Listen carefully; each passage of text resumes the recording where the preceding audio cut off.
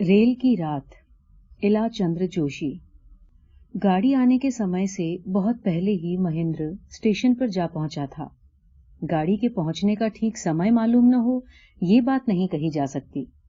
जिस छोटे शहर में वो आया हुआ था, वहां से जल्दी भागने के लिए वो ऐसा उत्सुक हो उठा था कि जानबूझकर भी अज्ञात मन से शायद किसी अबोध बालक की तरह वो समझा था कि उसके जल्दी स्टेशन पर पहुंचने से संभवतः गाड़ी भी नियत समय से पहले ही आ जाएगी।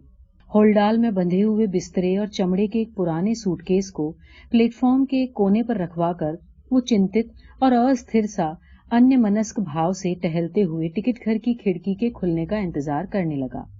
महेंद्र की आयु 32-33 वर्ष के लगभग होगी। उसके कद की ऊंचाई 5.5 फीट से कम मालूम नहीं होती थी। उसके शरीर का गठन देखने से उसे दुबला तो नहीं कहा जा सकता था, तथापि मोटा वो नाम का भी नहीं था। रंग उसका गेहुआ था, कपोल कुछ चौड़ा, भौहें कुछ मोटी किंतु तनी हुई, आंखें छोटी पर लंबी, काली मूछें घनी पर पतली और दोनों सिरों पर कुछ ऊपर को उठी थीं। वो खद्दर का एक लंबा कुर्ता और खद्दर की धोती पहने था। सर पर टोपी नहीं थी। पांव में घड़ियाल के चमड़े के बने हुए चप्पल थे। उसके व्यक्तित्व में आकर्षण अवश्य था, पर वो आकर्षण सब समय सब व्यक्तियों की दृष्टि को अपनी ओर नहीं खींचता था। सूरज बहुत पहले डूब चुका था और शुक्ल पक्ष का अपूर्ण गोलाकार चंद्रमा अपने किरण जाल से दिग्दिगंत को स्निग्ध आलोक छटा से विभाषित करने लगा था। स्टेशन पर अधिक भीड़ न थी। प्लेटफॉर्म पर टहलते टहलते पूर्व की ओर कदम निकल जाने पर ऐसा मालूम होने लगता था कि चांदनी दीर्घ विस्तृत समतल भूमि पर अलस क्लांति की तरह पड़ी हुई है। झिल्ली झनकार का एकांतिक मर्मर स्वर इस अलसता की वेदना को निर्मम भाव से जगा रहा था, जिससे महेंद्र के हृदय की सुप्त व्याकुलता तिलमिला उठती थी। सिग्नल डाउन हो गया था। टिकट घर खुल गया था। थर्ड क्लास का टिकट खरीदकर महेंद्र गाड़ी का इंतजार करने लगा। थोड़ी देर में दूर ही से सर्च लाइट के प्रखर प्रकाश से तिमिर विदारण करती हुई गाड़ी दिखाई दी और झक झक करती हुई स्टेशन पर आ खड़ी हुई। सामने के कंपार्टमेंट में केवल 2 व्यक्ति बैठे थे। वे भी उतरने की तैयारी कर रहे थे। महेंद्र एक हाथ में बिस्तर की गठरी और दूसरे हाथ से सूटकेस पकड़कर उसी में जा घुसा। जो 2 व्यक्ति कंपार्टमेंट में थे, उनके उतरते ही एक चश्माधारी सज्जन 2 महिलाओं के साथ भीतर आए। कुली ने आकर नवागंतुक महाशय का सामान भीतर रख दिया और मजूरी के संबंध में काफी हुज्जत करने के बाद पैसे लेकर चला गया। चश्माधारी सज्जन महिलाओं के साथ महेंद्र के सामने वाले बेंच पर बड़े आराम से बैठ गए। मालूम होता था कि वो हड़बड़ी के साथ गाड़ी के आने से कुछ ही समय पहले स्टेशन पर पहुंचे थे और अब तक घबराहट में थे कि महिलाओं को साथ लेकर यदि किसी कंपार्टमेंट में जगह न मिली तो क्या हाल होगा। वो अभी तक हाँफ रहे थे, जिससे उनकी अब तक की परेशानी स्पष्ट व्यक्त होती थी। अब जब आराम से बैठने को खाली जगह मिल गई तो एक लंबी सांस लेकर चश्मा उतारकर रुमाल से मुंह का पसीना पोंछने लगे। पसीना पोंछते पोंछते महेंद्र की ओर देखकर उन्होंने प्रश्न किया, शिकोहाबाद कै बजे गाड़ी पहुंचेंगी, आप बता सकते हैं? महेंद्र ने उत्तर दिया, जहां तक मेरा ख्याल है 12 बजे के करीब पहुंचेगी। महेंद्र कनखियों से महिलाओं की ओर देख रहा था। महिलाएं उसके एकदम सामने बैठी थीं और यदि दृष्टि सीधी करके स्वाभाविक रूप से उन्हें देखता रहता तो भी शायद न तो चश्माधारी सज्जन को और न ही महिलाओं को कोई आपत्ति होती, पर उसे अपनी स्वाभाविक संकोचशीलता के कारण उनकी ओर स्थिर दृष्टि से देखने का साहस नहीं होता था। दोनों महिलाएं बेपर्दा बैठी थीं। उनमें एक की अवस्था प्रायः 35 वर्ष होगी। वो एक सफेद चादर ओढ़े खड़ी थी। दूसरी 22-23 वर्ष की जान पड़ती थी। वो एक गुलाबी रंग की सुंदर सुरुचिपूर्ण साड़ी पहने थी। दोनों यथेष्ट सभ्य और सुशील जान पड़ती थीं। ज्येष्ठा को देखने से ऐसा अनुमान लगाया जा सकता था कि किसी समय वो सुंदर रही होगी, पर अब अस्वस्थता के कारण उसका मुखमंडल बिल्कुल निस्तेज जान पड़ता था। कनिष्ठा यद्यपि सौंदर्य कला की दृष्टि से सुंदरी नहीं थी, तथापि उसके मुख की व्यंजना में एक ऐसी सरल मधुरिमा वर्तमान थी जो बरबस आंखों को आकर्षित कर लेती थी। आज कई कारणों से महेंद्र का जी दिन भर अच्छा नहीं रहा। गाड़ी में बैठने तक वो चिंतित, अन्यमनस्क और उदास था। पर गाड़ी में बैठते ही शिष्ट और सुशील और सुंदरी महिलाओं के साहचर्य से उसके खिन्न मन में एक सुखद सरलता छा गई। यद्यपि वो संकोच के कारण कुछ कम घबराया हुआ नहीं था, तथापि चश्माधारी सज्जन की भोली आकृति और सरल भाव भंगिमाओं से और महिलाओं की शालीनता से उसे इस बात पर धीरे धीरे विश्वास होने लगा था कि उनके बीच किसी प्रकार का संकोच अनावश्यक ही नहीं बल्कि अशोभन भी है। चश्माधारी सज्जन ने चश्मा उतारकर एक रुमाल से उसे पोंछते हुए पूछा, क्या आप शिकोहाबाद जा रहे हैं? जी नहीं, मैं दिल्ली जा रहा हूँ। क्या आप शिकोहाबाद में ही रहते हैं? जी नहीं, मुझे तो टूंडला जाना है। मैं वहां कोर्ट में प्रैक्टिस करता हूँ। इधर कुछ दिनों के लिए घर आया हुआ था। अब अपनी वाइफ को और सिस्टर को लेकर वापस जा रहा हूँ। सिस्टर की तबीयत ठीक नहीं रहती, इसलिए उसे हवा बदली के लिए ले जा रहा हूँ। एक साधारण से प्रश्न के उत्तर में इतनी बातों से परिचित होने पर महेंद्र को नव परिचित सज्जन की बेतकल्लुफी पर आश्चर्य हुआ और वो मन ही मन मुस्कुराने लगा। उसने अनुमान लगाया कि ज्येष्ठा महिला सिस्टर होगी और कनिष्ठा वाइफ। थोड़ी देर में गाड़ी चलने लगी। कोई दूसरा यात्री उस डिब्बे में न आया। चश्माधारी महाशय गाड़ी चलने के कुछ देर बाद ऊँघने लगे। वे रह न सके और बंधे हुए बिस्तर को तकिया बनाकर एक दूसरे बेंच पर लेट गए और लेटते ही खर्राटे लेने लगे। न जाने क्यों महेंद्र के मन में ये विश्वास जम गया कि इन नव परिचित महाशय का जीवन बड़ा सुखी है। उनकी बेतकल्लुफी तथा उनके मुख का आत्मसंतोषपूर्ण भाव देखकर उनके मन में ये विश्वास जमने लगा था, और जब उसने उन्हें निश्चिंत सोते हुए और खर्राटे भरते देखा तो उनकी ये धारणा दृढ़ हो गई। ज्येष्ठा महिला ने भी थोड़ी ही देर में ऊँघना शुरू कर दिया। वो ऊँघती जाती थी और बीच बीच में जब जबरदस्त हिचकोला खाती तो जाग जाती। केवल कनिष्ठा महिला पूर्णतः सजग थी।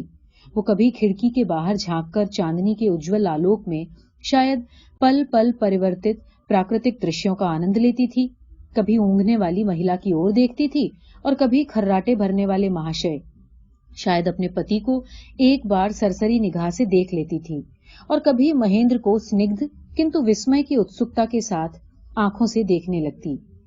उन आंखों की स्थिर दृष्टि जब महेंद्र पर आकर पड़ती तो उसे ऐसा मालूम होता था कि मोहाविष्ट हुआ जा रहा है और उसकी सारी आत्मा, यहाँ तक कि सारा शरीर भी अपना रूप बदल रहा है, और ये किसी अव्यक्त और अतीन्द्रिय मायावी स्पर्श से कुछ का कुछ हुआ जाता है। वो उस स्थिर दृष्टि का तेज सहन न कर सकने के कारण आंखें फिरा लेता। गाड़ी टटर टट शब्द से चली जा रही थी। जागृत महिला की गुलाबी साड़ी का आंचल हवा के झोंके से नीचे खिसककर उसके लहराते हुए घन कुंचित काले केशों की बहार दिखा रहा था। गुलाबी साड़ी भी हवा के जोर से फर फर फहरा रही थी। महेंद्र पूर्ण जागृत अवस्था में स्वप्न देखने लगा। उसे ये भी भ्रम होने लगा कि ये महिला, जो इसके पहले उसके लिए एकदम अज्ञात थी और निश्चय ही सदा अज्ञात रहेगी, न जाने किस चिदानंदमय लोक से अकस्मात आविर्भूत होकर उसके पास आ बैठी है और गुलाबी रंग की पताका फहराकर विश्व विजय को निकली है, और वो उसका सारथी बनकर उस अनंतगामी रेल रूपी पथ पर चल रहा है। सारा विश्व, समस्त मानवी तथा मानसी सृष्टि उसके लिए उस कंपार्टमेंट के भीतर समा गई, जिसमें ऊँघने वाली महिला तथा सोए हुए सज्जन का कोई भी अस्तित्व नहीं था, और उसके बाहर क्षण क्षण में परिवर्तित होने वाले अस्थिर माया जगत का चिर चंचल रूप एकदम असत्य सत्ताहीन सा लगता था। महेंद्र सोचने लगा कि उसने जीवन में कितनी ही स्त्रियों को विभिन्न रूपों और विचित्र परिस्थितियों में देखा है, पर आज का ये बिल्कुल साधारण सा अनुभव उसे क्यों ऐसा अपूर्व तथा अनुपम लग रहा है। वो सोच ही रहा था कि फिर उस विश्व विजयिनी ने अपनी सुंदर विस्मित आंखों को रहस्यमयी उत्सुकता से भर स्थिर दृष्टि से उसकी ओर देखा। वो मन ही मन संबोधित करते हुए कहने लगा, चिर अज्ञाता, चिर अपरिचिता देवी, तुम मुझसे क्या चाहती हो? तुम्हारी इस मर्म भेदनी दृष्टि का क्या अर्थ है? दैव युग से महाकाल के इस नगण्यतम क्षण में, जिसकी सत्ता महासागर में एक क्षुद्रतम बुदबुदे के बराबर भी नहीं, हम दोनों का आकस्मिक मिलन घटित हुआ है, और महासागर में बुदबुदे की तरह ही ये क्षण सदा के लिए विलीन हो जाएगा। तथापि इतने ही अरसे में क्या तुम हम दोनों के जन्मांतर के संबंध में परिचित हो गई, अथवा ये सब कुछ नहीं है? तुम्हारी आंखों की उत्सुकता का कोई मूल्य नहीं है। मेरी विहल भावुकता का कोई महत्व नहीं है। महत्वपूर्ण जो कुछ है वो है तुम्हारे पास लेटे हुए व्यक्ति का खर्राटे भरना। शिकोहाबाद पहुंचने पर चश्माधारी सज्जन की नींद न टूटी और ज्येष्ठा महिला ऊँघती रही, पर महेंद्र की विश्व विजयिनी की आंखों में एक क्षण के लिए भी निद्रा रसावेश का लेश नहीं दिखाई दिया। वो बीच बीच में अपनी मर्म भेदनी दृष्टि की प्रखर उत्सुकता के साथ उसके हृदय को अकारण निर्मम रूप से बिद्ध करती चली जाती। फलस्वरूप महेंद्र की गुलाबी मोहकता भी शिकोहाबाद पहुंचने तक अखंड बनी रही। शिकोहाबाद पहुंचने पर विश्व विजयिनी ने चश्माधारी सज्जन से किंचित स्थूल शरीर को हाथ से हिलाते हुए जगाया। ऊँघती हुई महिला भी संभल कर बैठ गई। कुलियों से सामान उतरवाकर चारों व्यक्ति उतर पड़े। दिल्ली वाली गाड़ी जिस प्लेटफॉर्म पर लगने वाली थी, वहां को जाने के लिए पुल पार करना पड़ा। पुल पार करके वो लोग जिस प्लेटफॉर्म पर आए, वहां कहीं भी एक भी बत्ती जली हुई नहीं थी। पर चूंकि सर्वत्र निर्मल चांदनी छिटक रही थी, इसलिए बत्ती की कोई आवश्यकता न जान पड़ी। गाड़ी के आने में अभी 1.5 घंटे की देर थी। चश्माधारी महाशय एक बेंच पर बिस्तर फैलाकर लेट गए। दोनों महिलाएं भी नीचे रखे हुए सामान के ऊपर बैठ गई। चश्माधारी सज्जन ने महेंद्र से कहा, आप भी किसी बेंच पर बिस्तर बिछाकर लेट जाइए। पर कोई बेंच खाली नहीं थी और न ही महेंद्र सोने के लिए उत्सुक ही था। आज की रेलवे यात्रा की चंद्रोज्ज्वल रात्रि उसे चिर जागृत और चिर जीवित स्वप्न लोक में विचरण का अवसर दे रही थी। वो प्लेटफॉर्म पर टहलते हुए अपने अंतर्मन में नवोद्घाटित जीवन वैचित्र की चहल पहल को देखकर विस्मित हो रहा था। उसे ऐसा अनुभव हो रहा था कि वो जीवन की मधुरिमा से आज प्रथम बार परिचित हो रहा है। रेलवे लाइन के उस पार दिगंत विस्तृत ज्योत्सना राशि अपने आवेश में स्वयं पुलकित हो रही थी और सामने काफी दूर पर 2 रक्त रंजित गोलाकार प्रकाश चिन्ह आकाशदीप की तरह मानो आनंदोज्ज्वल रंगीन जीवन का मार्ग उसके लिए इंगित कर रहे थे। रेलगाड़ी में होकर वो अनेकों बार आया था और गया था, और कितनी ही बार उसे रात के समय स्टेशनों पर गाड़ी के इंतजार में ठहरना पड़ा था। पर आज की ऐन्द्रजालिक उल्लासपूर्ण अनुभूति उसके लिए एकदम नई थी। इस बार इंद्रजाल के उद्घाटन का श्रेय जिसको था, वो मायाविनी इस समय टीन की छत के नीचे की छाया में बैठी हुई थी और अंधकार में उसकी आंखों के जादू का चलना बंद हो गया था। पर वहां पर मात्र उसका अस्तित्व ही महेंद्र की आत्मा में मायालोक की मोहकता का सृजन करने के लिए पर्याप्त था। वो टहलते टहलते न मालूम किन निरुद्देश्य स्वप्नों की माया के फेर में पड़ा हुआ था कि अचानक चश्माधारी महाशय ने बेंच पर से पुकारते हुए कहा, अरे जनाब, कब तक टहलिएगा? अगर लेटना नहीं चाहते तो यहाँ पर बैठ जाइए। नींद तो अब आएगी नहीं, इसलिए गाड़ी के आने तक गपशप ही रहे। महाशय जी पहले ही काफी सो चुके थे, इसलिए अब उन्हें नींद नहीं आ रही थी। महेंद्र मुस्कुराता हुआ उनके पास अपने सूटकेस पर बैठ गया। महाशय जी ने कहा, आप दिल्ली में कहीं मुलाजिम हैं? जी नहीं। तब आप क्या करते हैं? आप खद्दर पहनते हैं। क्या आप राजनीतिज्ञ हैं? पहले था, अब नहीं के बराबर हूं। वो कैसे? इस प्रश्न के उत्तर में महेंद्र ने परम क्लांति का भाव दिखाते हुए कहा, अरे साहब, सुन के क्या कीजिएगा? व्यर्थ में आपके संस्कारों को आघात पहुंचेगा। इस चर्चा को हटाइए, किसी अच्छे विषय की चर्चा कीजिए। स्वभावतः चश्माधारी का कौतूहल बढ़ा। उन्होंने आग्रह के साथ कहा, फिर भी जरा सुने तो सही, आखिर कौन सी ऐसी बात हो गई? महेंद्र की सुप्त स्मृतियां तिलमिला उठीं।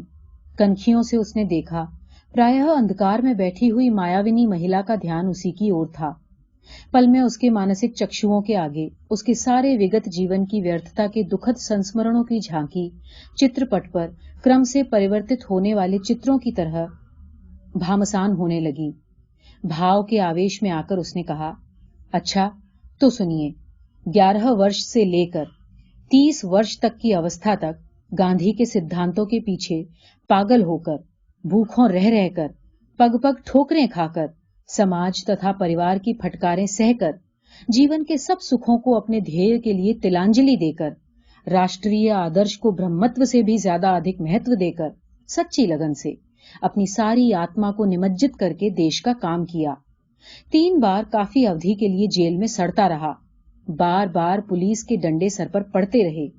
जमीन जायदाद सब कुर्क हो गई। माता पिता अपनी कपूत संतान के कारण तबाह होकर मानसिक और शारीरिक पीड़ा की पराकाष्ठा भोग कर चल बसे। पत्नी तड़प तड़प कर अपने भाग्य को कोसती हुई मर गई। फिर भी मैं राष्ट्र के कल्याण के परम ध्येय को स्त्री, परिवार, आत्मा और परमात्मा से बहुत ऊंचा मानता हुआ सच्ची लगन से काम करता रहा।